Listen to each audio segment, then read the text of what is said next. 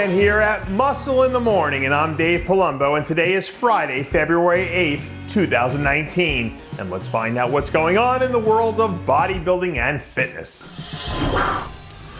You know how people say the grass isn't always greener on the other side? Well, let me tell you something. If you've ever trained back with Rivera, you know that that isn't true. Because every time you step into the gym with that guy, all you can think about is how much better life will be after you finally escape. A few days ago, the Rivera camp dropped a surprise new update on his fans where we see him blasting out a back workout alongside fellow New York natives Antonio Champagner and his coach Oscar Arden, where it seems like things are finally starting to click. A few years ago, Marco was making his way up the 212 ladder before he got derailed by a series of injuries. So if he can stay healthy and get back to being that guy again, who knows how much gas he might still have left in the proverbial tank. I'm not a huge Radiohead fan, but back in the day I did like to drive in my car and zone out to the song Everything in Its Right Place. And that's exactly how I feel about Henri Pierre Ano's off-season right now. He's in the zone and everything's in the right place. This week, some new updates from the 4th-ranked athlete in the Classic Physique division started to make noise, which is probably exactly what the Ano camp wants at this point.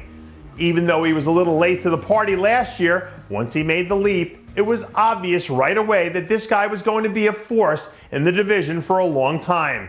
For now that he's had a few months to get a game plan together, it'll be interesting to see what his plan of attack is once we get deeper into the schedule. Believe it or not, we're actually less than 2 weeks away from kicking off the first quarter of the season with another huge showcase down in Colombia, South America at the Chiru Classic. And if I were a betting man, I think I'd be willing to lay some serious money down on Romina Basualdo to bring home the first bikini title of the year. The Argentina native is coming in hot to her first event of the year, which just so happens to be a show she won last year. At this point in her career, Basualdo is a threat to win every single time she's in the lineup, so it wouldn't surprise me at all to see her add another piece of hardware to her trophy case. Speaking of the Chiru Classic, rumor has it that the number 2 ranked man in the men's physique division might be making the long flight down to Medellin for the 2nd straight year.